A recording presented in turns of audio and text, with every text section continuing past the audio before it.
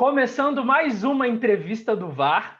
Então, estou aqui, Lucas Mantovani, Celso Peixoto, e dessa vez o nosso convidado é o técnico Marcelo Martellotti, técnico do Manaus. Também tem várias outras passagens por outros clubes, foi jogador de futebol, jogou no Gol, e hoje a entrevista é com ele. Antes de qualquer coisa, já vou pedir para você deixar o like, se inscrever no canal, curtir, chamar todo mundo para ver, tá? Dá trabalho para fazer isso aqui, então dá essa moral para a gente. Bom, sempre comigo aqui na entrevista do VAR, ele, Celso Peixoto. Salve, Lucas. Salve vocês que estão vendo a gente. Salve também para o Martellotti. Obrigado por aceitar o nosso convite. Espero que a gente tenha um papo super tranquilo hoje. Ô Martellotti, antes de a gente ir para as perguntas, é isso. Queria agradecer muito sua presença, falar que a gente fica muito contente você vir para cá. A gente sempre tenta trazer a galera, nem sempre é muito fácil, né? A gente fica muito contente quando a gente consegue trazer os protagonistas do campeonato para a gente trocar uma ideia mais próxima. Eu que agradeço. Eu acho que, para mim, foi um grande desafio aceitar esse convite aqui do Manaus, né? E o clube tem um projeto muito legal, tem objetivos grandes esse ano dentro da Série C. Então, eu acho que é importante a gente divulgar. A gente sabe que a nossa região aqui não é muito divulgada para o restante do país. Então, qualquer canal que a gente tenha para poder divulgar, para poder passar as informações e as nossas ambições, principalmente dentro desse Campeonato Brasileiro da Série C, eu acho que é importante que a gente possa estar transmitindo isso, não só para o nosso torcedor, que está mais próximo e está acompanhando tudo isso, mas para o torcedor, para quem gosta de futebol no restante do país. Eu acho que é importante passar essas informações. Show de bola. Bom, primeira pergunta, a primeira pergunta clássica aqui que a gente faz geralmente para todo mundo que a gente entrevista. Você já foi jogador de futebol, né? Jogou no Gol. Eu queria saber da onde que surgiu tudo isso. Queria saber por que você escolheu ser jogador de futebol. Bom, na verdade, eu acho que todo moleque no Brasil pensa em ser jogador, né? Logo na sua infância, gosta de futebol, a maioria. Hoje menos, né? Na minha época, mais. E eu comecei jogando futebol de salão, né? Futsal, e já mais velho fui para o campo, já com 16, 17 anos fui para o campo. Sinceramente, sem uma ambição assim, de me tornar profissional, mas gostando muito do futebol. Eu, nesse momento que me transferi, logo depois eu entrei na Faculdade de Educação Física, então eu posso dizer que já existiam essas duas paixões, a de jogar e do treinador, né? do professor, de entender o jogo, e por isso eu procurei fazer a faculdade. E as coisas foram dando certo, né? Eu iniciei lá em Taubaté, lá na minha cidade, lá onde eu morei desde pequeno, e as oportunidades foram surgindo. Logo depois eu estava no profissional, já com 17, 18 anos estava no profissional, e dali eu fui para o Bragantino, né? Foi a minha chance, foi a oportunidade que surgiu. Eu fiz 3 campeonatos paulistas pelo Taubaté e fui contratado para jogar a Série B do Campeonato Brasileiro pelo Bragantino em 1989. E a gente foi campeão dessa Série B. O Bragantino foi campeão da Série B em 89. E eu cheguei e depois de 5 jogos de idade, joguei todo o campeonato. No final da temporada, eu fui contratado. No ano seguinte, a gente foi campeão paulista, né? 2 anos depois, a gente estava fazendo a final do Campeonato Brasileiro. Então, acabou que eu fui, quando eu fui para Bragança, fui obrigado a deixar a faculdade um pouco de lado, né? A coisa foi se tornando séria dentro do futebol, e eu fui aprender o que eu esperava aprender na faculdade com os melhores mestres, né? Eu tive treinadores como Vanderlei Luxemburgo, como Carlos Alberto Parreira, né? Como Enio Andrade, como Candinho, enfim, todos esses e outros grandes técnicos passaram pelo Bragantino. Eu joguei 7 anos e meio no Bragantino, né? Saindo dali depois para jogar no Santos, e acabei aprendendo muito do que eu sei, do que eu utilizo hoje, né? Como técnico de futebol, com esses professores, com esses grandes mestres que eu tive durante a minha carreira de jogador. Ô, Marcelo, quando você começou a jogar, você já tinha algum ídolo que você se inspirava para ser um goleiro ou você virou goleiro de forma acidental? Os meus primeiros ídolos não eram goleiros, não.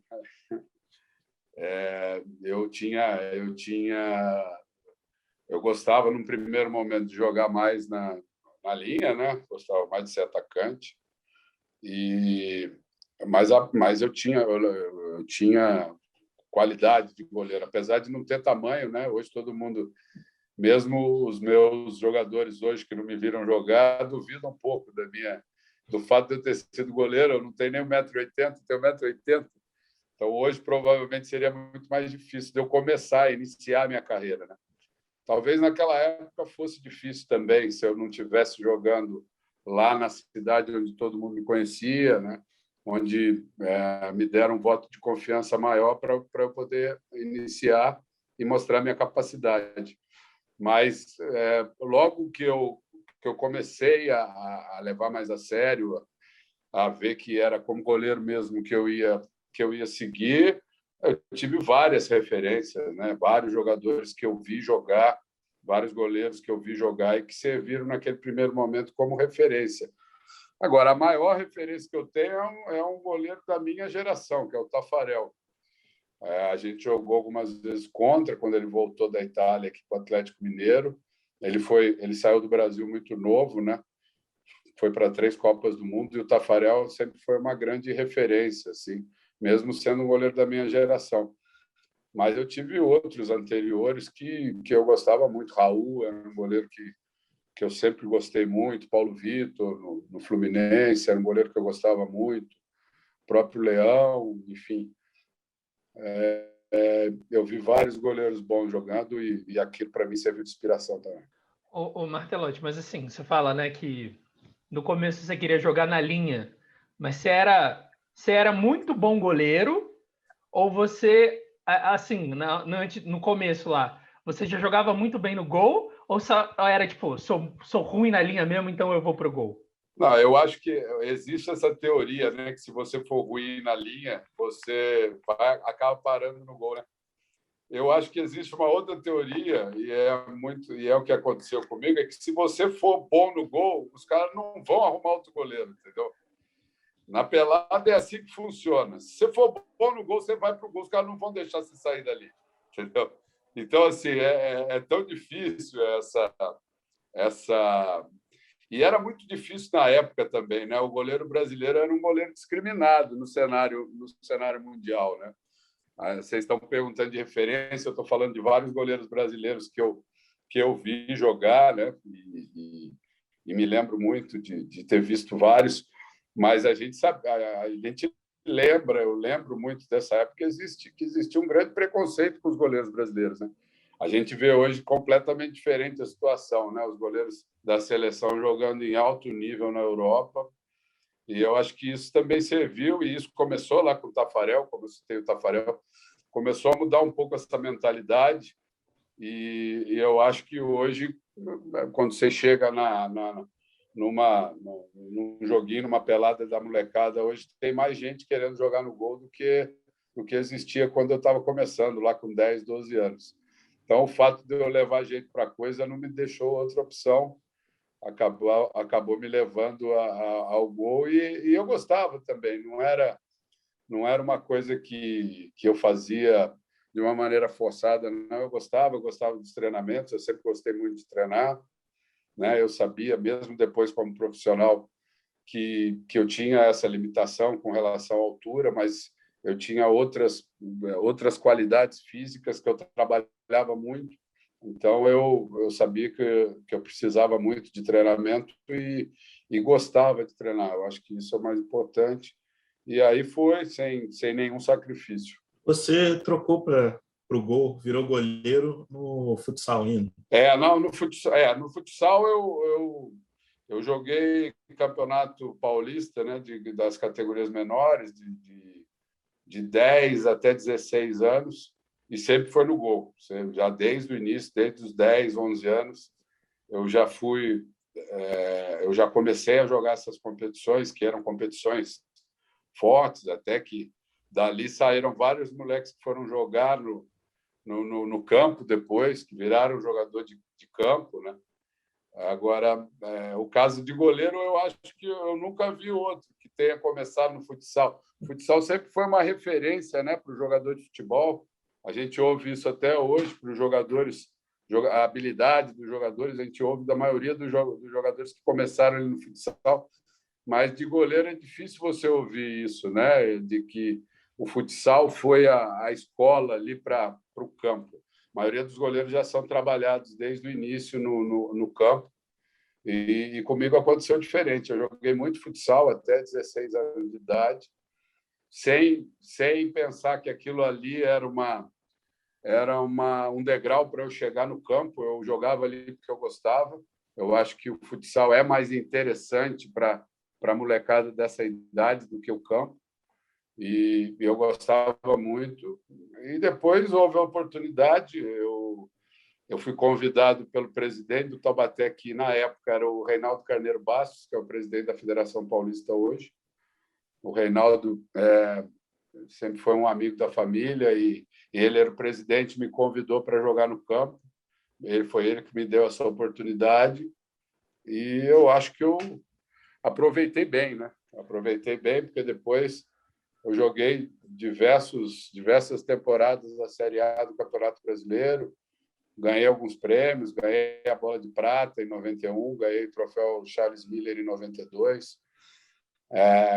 A gente, com o Bragantino, conseguiu, em vários anos, chegar entre os primeiros no Campeonato Brasileiro, fizemos final de Campeonato Brasileiro, disputamos a Copa Comebol, que hoje seria essa Copa Sul-Americana, né, que o Red Bull Bragantino agora volta a jogar novamente.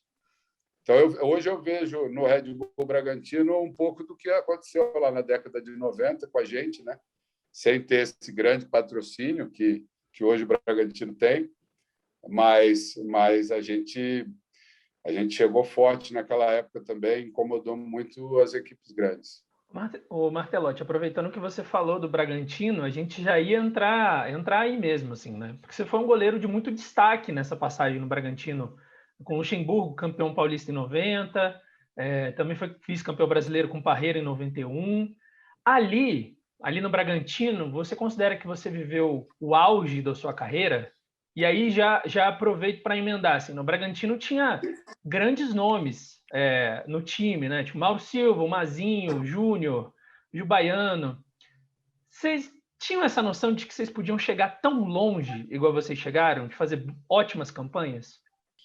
Bom, primeiro, assim, como time, como conquista, né? E até individualmente pelas premiações, pelo nível da competição, das competições que eu joguei, ali foi meu auge, né? Foi assim o meu melhor momento e, enfim, a gente estava no topo, né, das competições, as competições mais importantes, o Campeonato Paulista, o Campeonato Brasileiro, né, principalmente.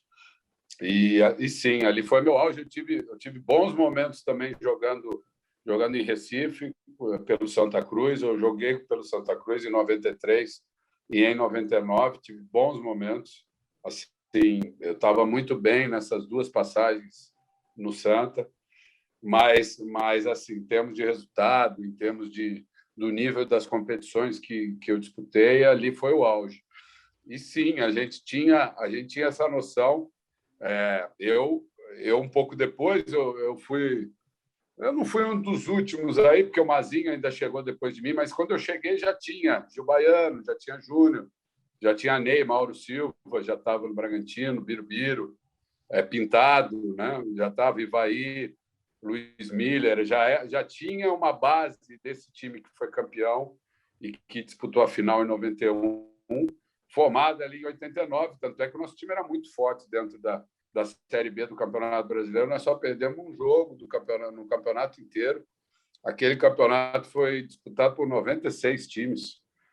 Era dificílima aquela Série B e a gente foi campeão.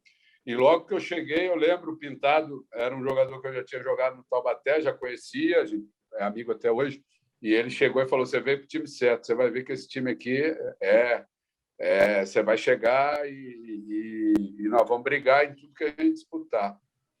No primeiro momento, eu achei um pouco exagerado, porque a gente estava na Série B do Campeonato Brasileiro ainda, né?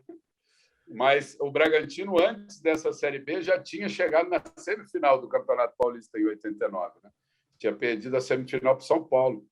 Então, já tinha feito uma campanha no primeiro ano na Série A1 do Campeonato Paulista, já tinha feito uma campanha extraordinária. Então, a gente via que realmente tinha um potencial e depois dessa Série B, eu também já tive essa noção, tanto é que, como eu estava emprestado, o Taubaté teve proposta até de outros times para me negociar e eu bati o pé e disse que eu queria ir para o Bragantino. Eu sabia que ali tinha potencial para a gente brigar por título durante alguns anos e foi isso que aconteceu ali com aquele elenco e, enfim, havia ali um ambiente ótimo entre os jogadores, a cidade com a gente, tanto é que muitos dos meus companheiros moram lá em Bragança até hoje, a cidade sempre acolhe a gente muito bem. Eu volta e meia, eu vou para lá assistir jogo e reencontrar os amigos.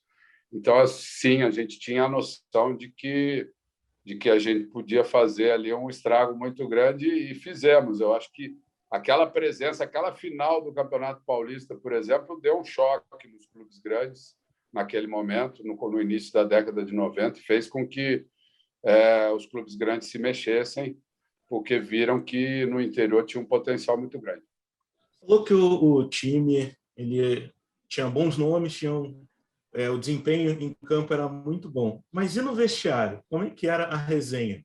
Ali vocês saíam também juntos depois do treino para confraternizar? Esse ambiente é muito bom. O Parreira até cita isso no livro dele. O Parreira chegou no início de 91, né, de um período fora do Brasil, né? Ele estava trabalhando muito tempo fora do Brasil.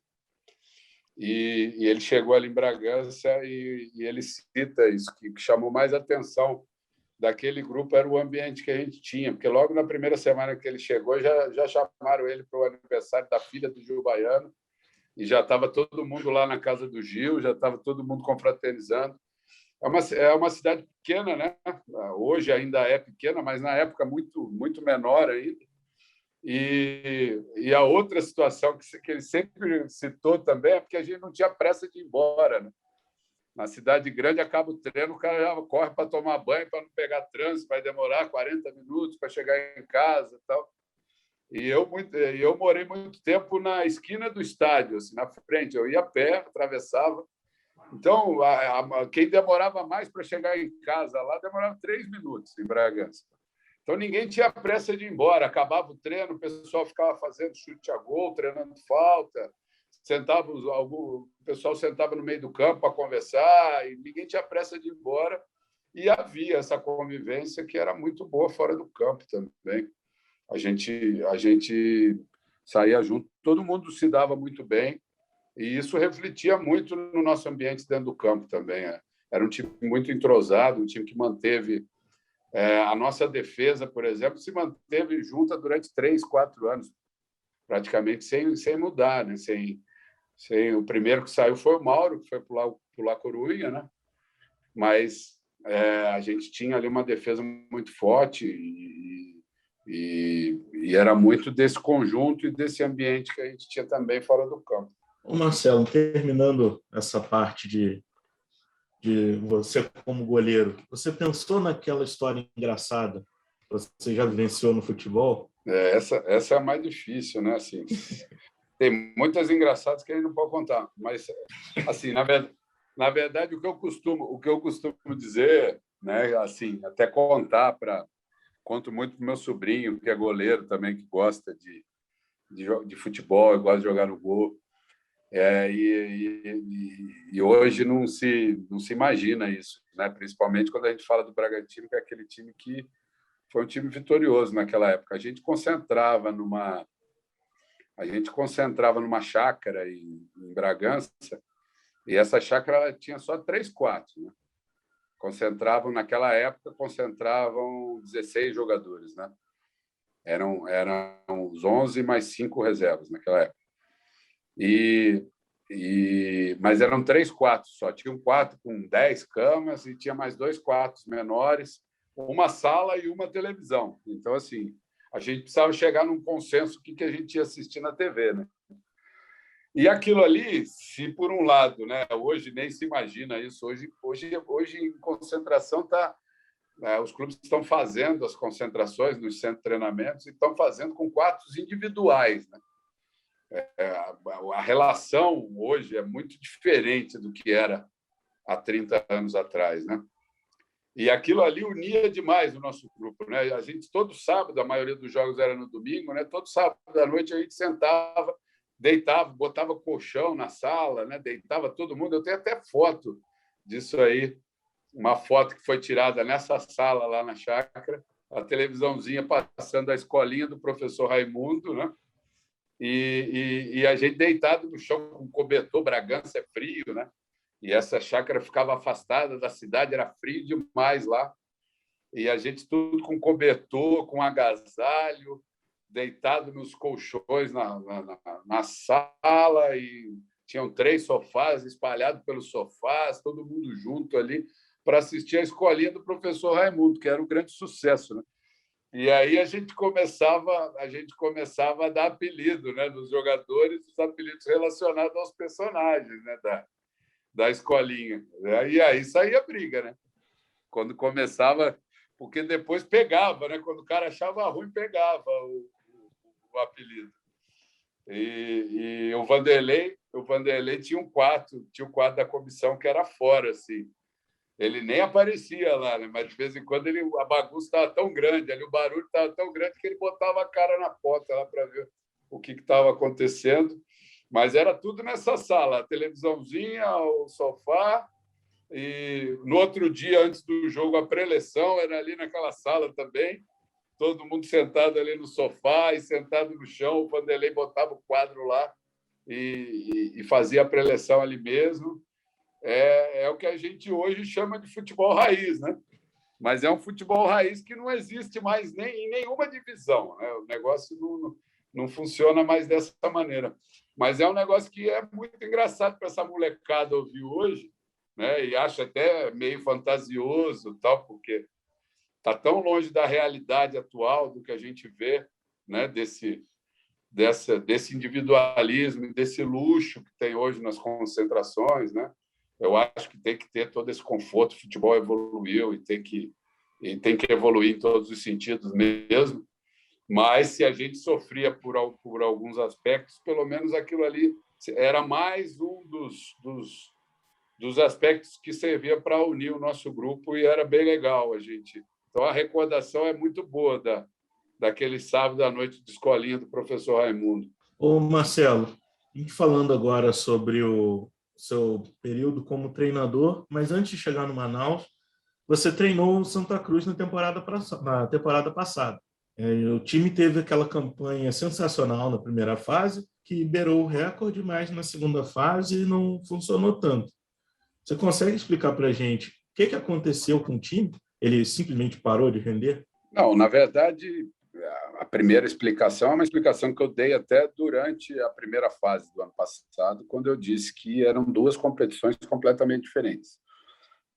Você não leva a sua pontuação, a sua campanha, o seu, enfim, e não leva nenhuma vantagem também, né?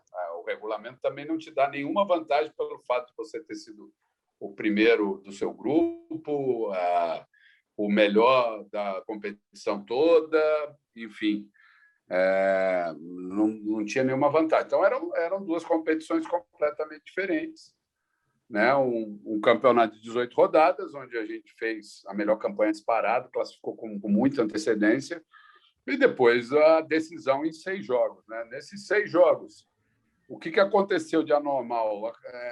De anormal mesmo foi a nossa derrota para o Vila Nova em casa, né? Porque a gente, contra Brusque, contra Vila Nova, nós fizemos 4 pontos, que é uma conta redonda. Você empata fora e ganha em casa, né? Você fez a pontuação que você precisava, você fez os 4 pontos contra os 2. E a gente não fez, foi uma vitória, pelo menos, contra o Vila, né? Na verdade, a gente fala uma vitória em termos de ponto, que faltou foi um empate. Com um ponto a mais, a gente teria classificado. Mas o anormal mesmo foi a derrota que a gente teve para o Vila Nova em casa, 2-1, na segunda rodada.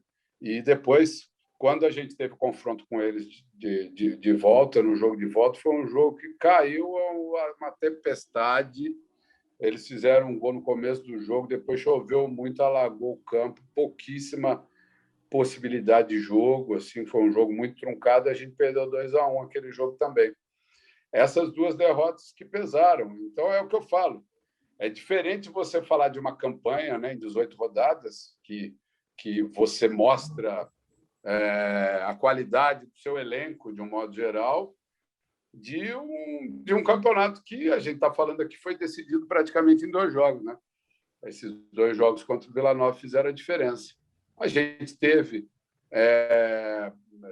principalmente nessa derrota em casa para o Vila, uma queda de rendimento, né? Mas que também aconteceu em alguns momentos na primeira fase, mas sem prejuízo, sem nenhum prejuízo, porque você tinha uma quantidade maior de jogos e a gente fez uma campanha extraordinária. E ali pesou bastante esse jogo ruim que a gente fez, e essa derrota teve um peso grande no resultado final da competição. Então foi isso, o entendimento de um jogo importante que a gente não jogou bem. Ô Marcelo, assim, para quem estava acompanhando de fora, né, e a gente assim acompanha de fora e não torce para o Santa Cruz, né? Então é tipo ainda um outro olhar, acho que menos apaixonado em si, né? A gente via um Santa Cruz que era muito dominante ali nessa primeira fase. Acho que nos últimos 5 jogos, talvez menos. E a gente sempre ficava naquela coisa, assim, né? De tipo, o Santa Cruz será que tá tipo, se guardando para a segunda fase? Ou será que chegou a um limite do futebol que tinha jogado? Né? Eu acho que essa foi a dúvida que ficou assim para muita gente. Se meio que, eu vou colocar bem entre aspas, mas se meio que gastou tudo que tinha nessa primeira fase e quando chegou na segunda, não conseguiu jogar, não sei, de uma forma mais parecida com o que vinha jogando antes. Não, eu acho assim, a gente teve uma queda nos 3 últimos jogos, né? Foi uma queda até mais em termos de resultado, porque a gente perdeu para o Manaus em casa, depois a gente perdeu para o Jacuipense lá em Salvador, um jogo que a gente dominou a Jacuipense o jogo inteiro. Tivemos uma falha do Michael Félix no final do jogo, acabamos perdendo o jogo. Um passe errado dele, uma saída de bola. Mas é um jogo que a gente dominou o jogo. E depois teve um empate na última rodada, um 3-3 com o Ferroviário, que a gente conseguiu a virada e tomou um gol no final do jogo. Mas, assim, como eu falei, não teve muita representatividade, né? Nem esse momento, que foi um momento ruim, ali, entre aspas, que a gente teve, nem os melhores momentos que a gente teve durante aquele campeonato. E, assim, eu digo melhores momentos porque o último jogo antes desses 3 que eu citei, se não me engano, foi uma vitória em Belém contra o Remo, 2-0. Nós vencemos o Remo em Belém com uma série de desfalques. A gente foi com 7 desfalques para Belém e ganhou de 2-0 do Remo lá. Então, assim, a gente teve... Nós sabíamos que o quadrangular seria diferente, né? Quando a gente fala de repetir aquela nossa superioridade, a gente sabia que não ia repetir, estavam chegando ali os 8 melhores times, todo mundo entendendo que ali zerava e começava tudo igual para todo mundo.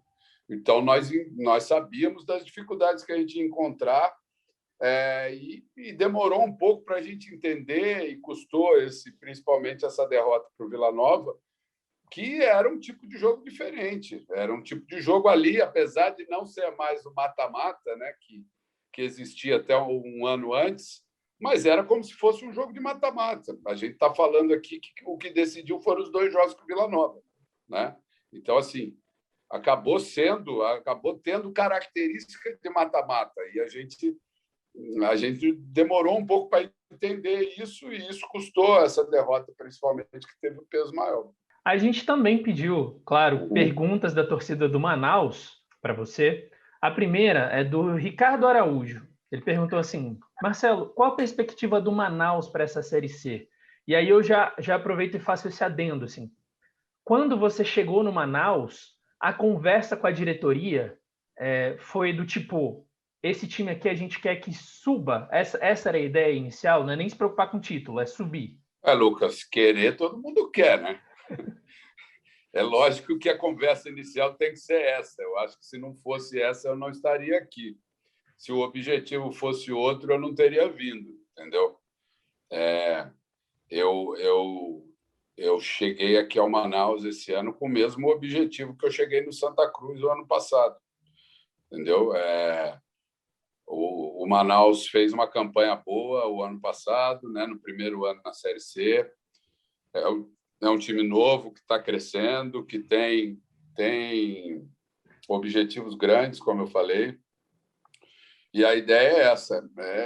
É um campeonato muito difícil. Mais uma vez, a nossa chave está provando isso. Né? O nosso grupo, você vê a pontuação de todo mundo no nosso grupo muito equilibrada, né? Muito equilibrada.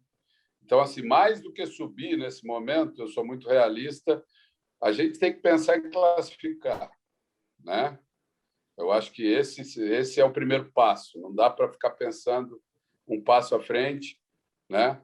Lá no Santa Cruz mesmo, com aquela campanha brilhante, nós só pensamos no quadrangular depois que tinha classificado, depois que tinha garantido o primeiro lugar, enfim.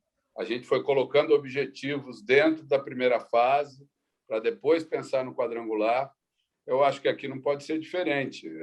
O pensamento inicial da primeira conversa é subir, né? Ponto. Como é que nós vamos fazer isso? Primeiro, nós temos que pensar em classificar. O nosso grupo está muito equilibrado, os times muito parecidos, a gente tem visto, né? Estão faltando aí ainda 2 rodadas aí para terminar esse primeiro turno, mas todo mundo muito junto em termos de pontuação, muitas dificuldades, né? A gente sabe. A gente tem dificuldade aqui na questão da logística, né? Na maioria das viagens. Por outro lado, a gente tem uma vantagem aqui no nosso campo, que é o calor, né? Que a gente acaba acostumando, os adversários muitas vezes não. Então, assim, tem todas essas questões, mas o mais importante é que a gente está trabalhando muito, treinando muito, concentrado no que a gente precisa fazer, que eu acho que isso é importante, para conquistar esse primeiro objetivo, que é classificar, botar o Manaus entre os 4 e aprendi da pior maneira possível depois se começa um campeonato do zero, né?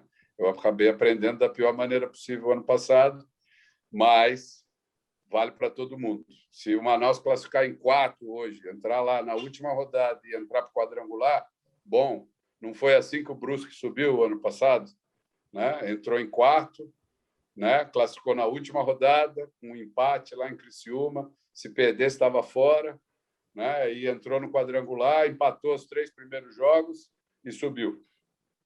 Foi assim que subiu, né? Então, é isso.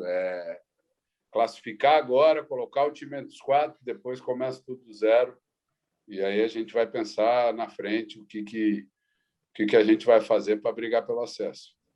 Aproveitando que você falou desse equilíbrio do Grupo A, lembrando para quem está vendo que a gente está gravando dia 16 de julho, sexta-feira, antes de começar a 8ª rodada. O que você acha que acontece para ter esse equilíbrio dentre os clubes, que dá a diferença do líder para o 9º colocado, são 4 pontos. Então, por que você vê esse equilíbrio nos clubes do Grupo A? Eu acho assim, tirando o Santa Cruz, né, que está fazendo uma campanha muito abaixo, né, surpreendentemente, e tirando o Paysandu, que não tem conseguido levar vantagem nos seus jogos como mandante, a maioria dos times tem conseguido, né, levar vantagem como mandante. O Paysandu está bem classificado porque ele está tirando, né, essa diferença nos jogos fora de casa, acabou equilibrando e pontuando bem. Mas, de um modo geral, tirando esses dois exemplos, o Paysandu e o Santa Cruz, que destoam dessa regra que eu estou colocando para vocês, de um modo geral, os mandantes estão prevalecendo e isso está fazendo com que a pontuação de todos fique muito próxima. Eu acho que no segundo turno deve ter alguma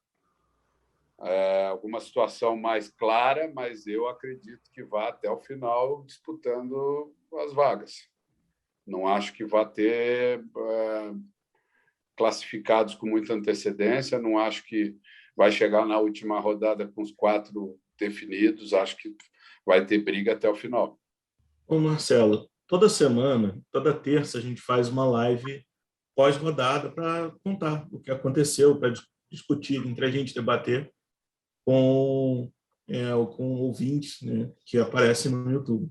Nessa última semana, como sempre, né, torcedor, o que ele faz? Torcedor corneta. Sim. Então, você falou que tem experimentado variações e jogadores diferentes. Uma dessas cornetas foram em manter o Edivan no time titular, no lugar do Igor, e deixar o Felipe no banco como opção. Você pode contar para eles assim, o motivo, explicar o motivo de fazer essas escolhas? Bom, primeiro, eu não coloquei o Edivan no lugar do Igor. Eu cheguei, o Edivan já era o titular, né? Segundo, no meu ponto de vista, e analiso os jogos, vejo várias vezes depois, inclusive, o Edivan é dos jogadores que mantém o melhor rendimento no nosso time, que tem a maior regularidade, né? E nós estamos falando isso, vamos lembrar, na semana que ele fez o gol, inclusive o único gol nosso, né? Porque eu tenho minha maneira de jogar, eu jogo muito com os laterais ofensivamente, e eu acho que uma das coisas que tem funcionado, e lógico, tem funcionado melhor quando a gente joga em casa, não tenha dúvida disso, ofensivamente, principalmente, é a questão com os nossos laterais, tanto o Edivan quanto o Dudu. O Dudu demorou um pouco mais, né? O Dudu teve uma lesão no primeiro jogo, ficou alguns jogos fora, mas mesmo no dia que jogou, o Ronael também funcionou bem. O nosso gol saiu pelo lado do Ronael. Então, assim, são críticas. Eu, sinceramente, eu não fico vendo rede social, eu não fico ouvindo programa de rádio, nem de TV, enfim. Eu trabalho com o meu analista de desempenho, trabalho com o meu auxiliar, trabalho com o meu preparador físico, pessoas que acompanham no dia a dia os treinamentos, e as nossas decisões são tomadas em cima do que a gente vê nos treinamentos e nos jogos. O que eu digo sempre é o seguinte: a oportunidade do Igor vai surgir, como já surgiu de outros tantos, né? Como tem jogadores estreando praticamente até hoje. Tem jogador estreando, tem jogador tendo a primeira oportunidade de começar jogando em alguns jogos, enfim. E vai surgir. O torcedor não precisa achar que existe alguma coisa contra qualquer jogador. Agora, o meu entendimento de jogo, ele vai pela característica do jogador, né? E vai, muitas vezes, pela minha análise de como esses jogadores estão rendendo, dentro do que eu peço para eles, né? Então, eu acho que é essa questão. O Felipe também, em muitos momentos, entrou no segundo tempo, foi bem, né? E para mim, não faz muita diferença se ele vai começar e jogar o primeiro tempo ou ele vai entrar no segundo, né? Também, muitas vezes, faz parte da estratégia deixar o jogador para o segundo tempo. Muitas vezes nós ganhamos com os jogadores que entraram no intervalo decidindo o jogo. E aí vem aquela cobrança: por que ele não começa? Eu falei, mas pode ser justamente pelo motivo dele entrar no segundo tempo e decidir. A gente não sabe se ele vai jogar os 90 minutos com o mesmo rendimento, que ele joga 45. né? Então, muitas vezes, o torcedor não sabe desses detalhes da característica do jogador, do momento do jogador, e cobra o jogador porque viu o jogador fazer um gol, muitas vezes, né? Porque viu o jogador, em algum outro momento, jogar bem. Eu acho que sempre essa visão positiva é importante e essa confiança é importante. Mas, de modo geral, eu sei que muitas vezes, a maioria das vezes, o meu time não bate com o time da torcida. Da torcida que eu digo, não existe um time da torcida também, né? Nós estamos falando, existe um time de cada torcedor. Não vai bater nunca.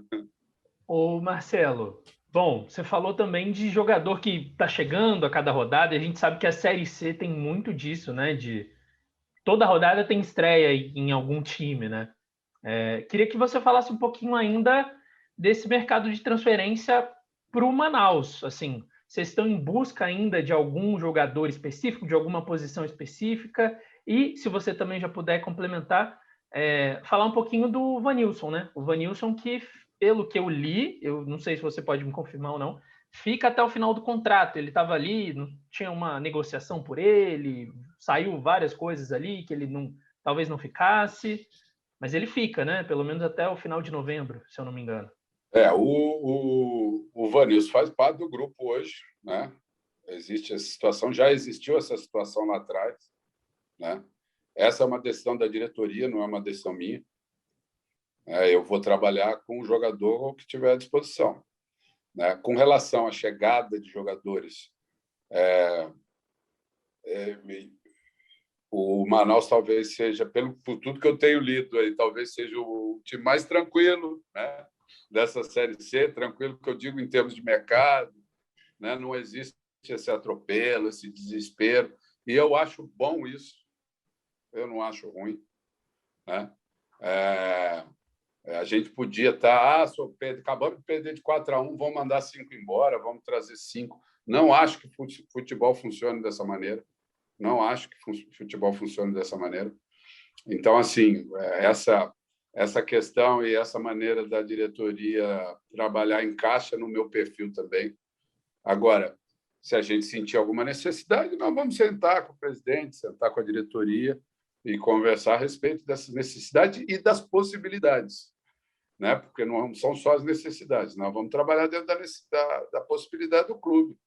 Entendeu? Então, assim, comigo, e eu falei desde o início, eu vou sempre valorizar o nosso elenco, vou procurar as soluções dentro do nosso elenco, e só vou sentar para pedir contratação se eu ver que dentro do nosso elenco não existe uma característica que eu preciso, né?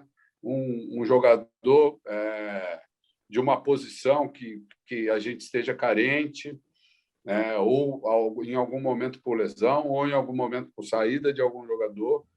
Essas são as situações que vão fazer, ou que poderiam vir a fazer o Manaus se mexer para trazer jogadores nesse momento. Não é a nossa ideia. Não é a nossa ideia. Então, é o que eu falo. Nesse momento, o que a gente trabalhou durante essa semana é na recuperação desse grupo, na valorização desse grupo, e eu tenho certeza que a resposta vai ser positiva. Agora, Marcelo, você falou antes, um pouquinho antes na entrevista, que o Manaus sofre, às vezes, algumas vezes por questão de logística, né? Que às vezes é complicado mesmo. E aí chegou uma pergunta do Hermes, que é da Cabine do VAR. A Cabine do VAR é um grupo que a gente tem que fala só sobre Série C. E aí ele falou o seguinte, ó. Tendo essa primeira experiência no futebol do Norte, você sente que é mais difícil convencer jogadores a vir jogar na região? Isso comparando com o Nordeste, onde você esteve por alguns anos. Porque essa é a impressão que muitos torcedores aqui do Paysandu e também até de algumas pessoas de dentro do clube. Queria saber se no Manaus ele também sente essa dificuldade. Não, assim, eu tô há menos de 2 meses aqui, né? Eu não acho que tenha, não. Eu acho que o que atrai é o clube.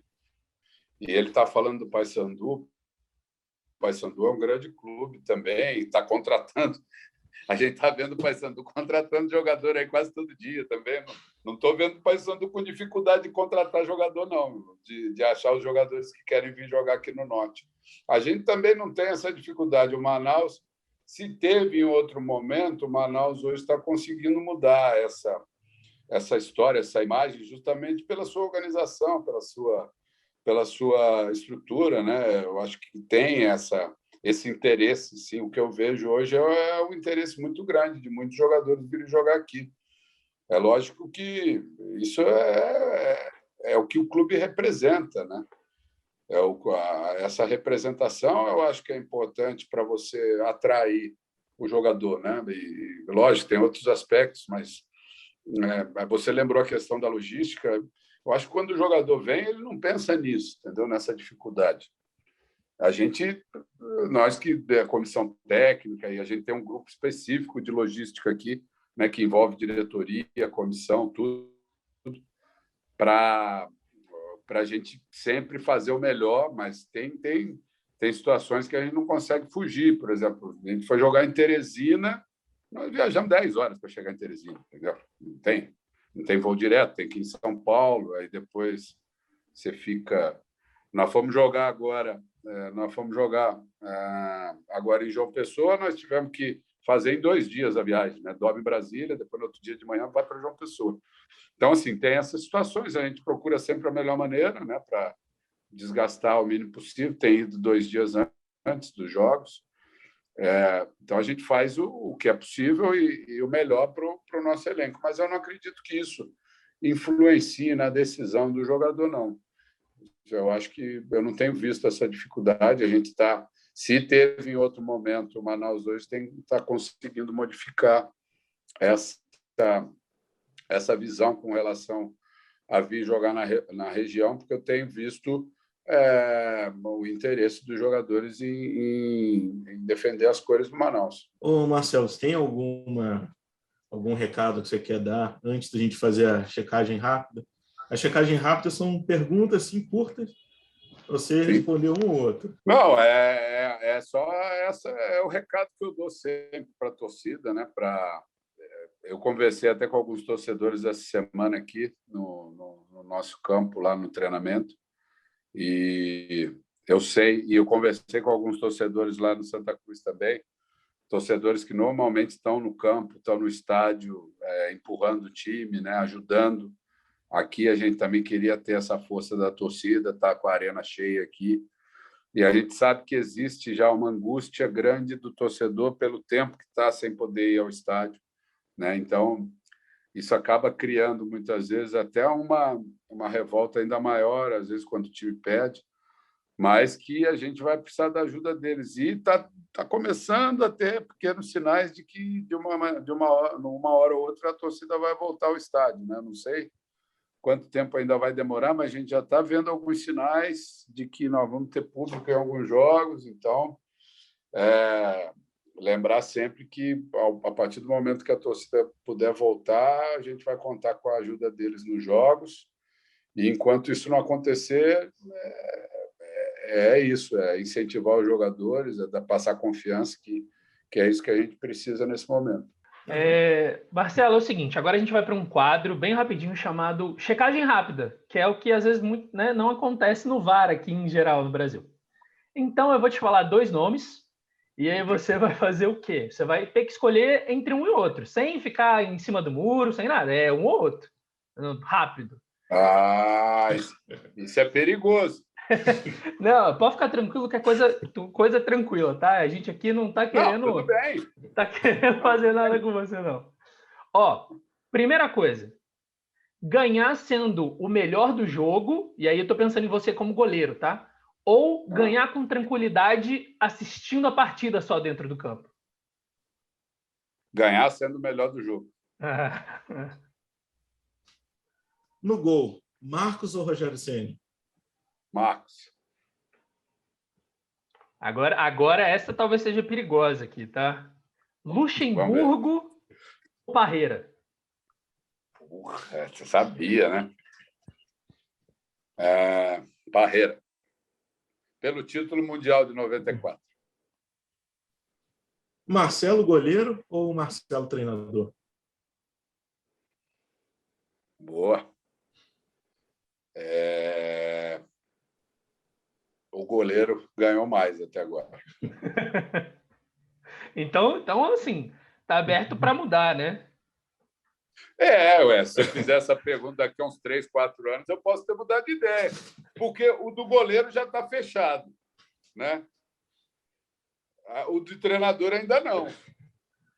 A escolha é de uma carreira já encerrada e uma carreira em andamento. Vocês estão perguntando de duas coisas diferentes. Eu vou dar moral para o goleiro que já encerrou a carreira. E agora a última aqui para finalizar. Essa eu prometo que é mais tranquila, tá? Goleiro com manga tranquila, com manga comprida ou manga curta? Curta.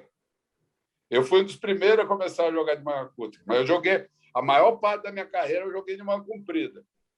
Mas quando eu saí no Santos, eu já comecei a jogar de manga curta. Na verdade, eu comecei a dobrar a manga, né? Porque não existia manga curta, né? A gente começou a pedir para as empresas de material fazer. Era manga comprida, os caras faziam uma manga comprida que sobrava pano para caramba. É até engraçado a gente ver aquelas imagens daquela época, né?